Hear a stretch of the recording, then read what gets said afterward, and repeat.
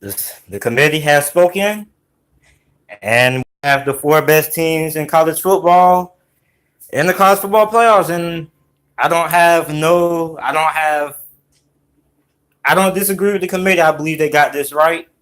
I know Ohio State fans were salty, but it is what it is. That's what happens when you lose to teams that you're not supposed to. You got Purdue, and now you got beat down by the committee once again because you failed to do what you're supposed to do. If you just win games, if you win all your games, here's what Ohio State fans need to recognize: win all your games, and you don't have to worry about the committee choosing your fate. You don't have to. Just win your games. How do you lose to Purdue? Purdue! Purdue! Somebody name me one player that plays for Purdue without Googling. Off the top of your head. You can't. You can't. Exactly, David. Every game is a playoff game, man. So don't think losing one game, oh, if you do this, you can get in. No, it doesn't work. I agree with the committee's decision, and I'm happy with it. I'm happy with it. This is what happens when you lose, when you don't. But see, Papa, I agree with you. But UCF's out of conference strength of schedule wasn't that good. They only played one ranked team this year, so I can agree with that. And the committee also takes in consideration injuries. So UCF and Mackenzie Milton would have never got injured. Then they probably would have had a fighting chance. But with Mackenzie Milton injured and out for the rest of the year, it takes out because they say they put the best four teams in. So based on that criteria, with Mackenzie Milton not playing and him, then that wouldn't make UCF one of the best four teams. They would be slightly worse. Even though they look pretty doggone good against Memphis, even though they had to come from behind, they're not as good as they would be with Mackenzie Milton playing. So therefore, I agree. I wish UCF would have made it in. They should have made it in, but I understand why they didn't get in. Actually, I would like to see UCF join the ACC, but joining conferences, it's a long to be able to sustain this amount of success over that certain amount of years until they get to the ACC. But I think UCF is good where they are in the American Athletic Conference. I think they just need to schedule better. Like Boise was a Colin Kaepernick upset away from getting into the BCS National Championship game. They beat. You see, Boise always at the beginning of the year played one good team. They beat Georgia. They upset West Virginia. So Boise was just a Colin Kaepernick upset away. It can happen. It can happen. You don't have to be in a Power 5 conference to make it into college football playoffs. You just have to have a quality win versus a quality opponent. So, oh yeah, but UCF will make it in next. Feeling if they win their bowl game, they're going to keep calling themselves champions, and they're going to end up making it. They're going to end up scheduling somebody very, very good. But I agree with the committee's decision. Ohio State, I said it was between Oklahoma and two lost Georgia. Has the committee to have a long, hard coming for the number 4 spot. So basically, they have chose Georgia. Losses, to be honest, because I just think that LSU loss holds a little bit more weight, and Oklahoma only lost to Texas, and the committee says they don't take margin of victory into consideration. So basically, every loss for every team is the same. But let's face it, it's not. Oklahoma, everybody wanted to see Oklahoma in. I wanted to see Oklahoma because Alabama struggles against dual threat quarterbacks. And I'm saying that right flat out now. Alabama is going to lose to Oklahoma because Alabama struggles against dual threat quarterbacks. They have a terrible record against dual threat quarterbacks. If you see what Johnny Manziel did to them, Deshaun Watson, his last year, his senior year, they struggle against those. And Kyler Murray is the best dual threat quarterback they have ever faced, the most accurate, athletic. He's the best dual threat quarterback Alabama has ever faced, ever. And they're going to end up losing.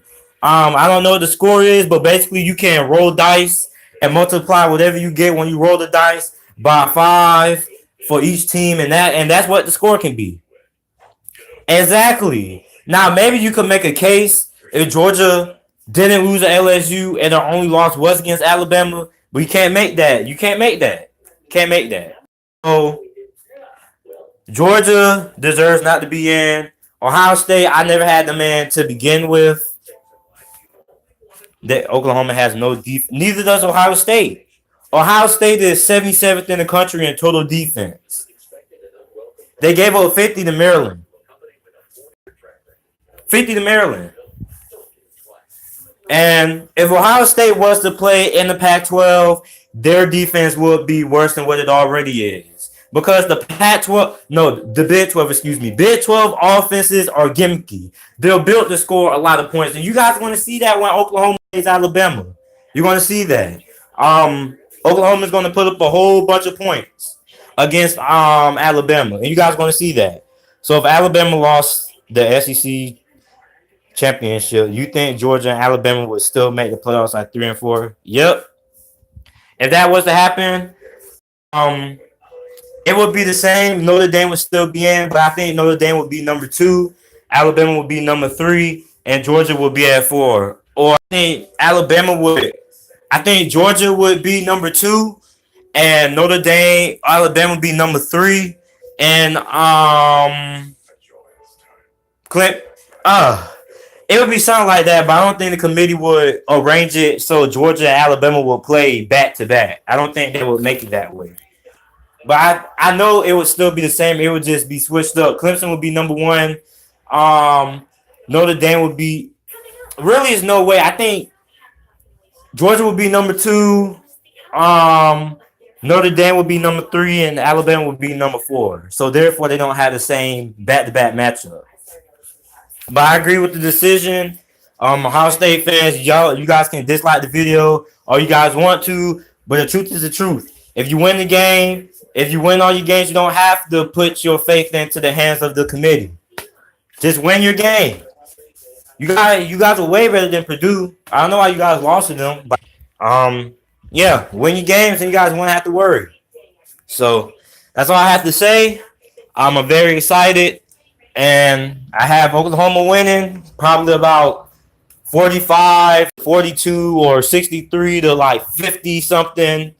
And I have Notre Dame getting beat down by Clemson 42 to 14, because Notre Dame fans need to admit you guys are not that good. You guys only got in because you guys deserve to be in. But you guys aren't one of the best 4 teams in the country.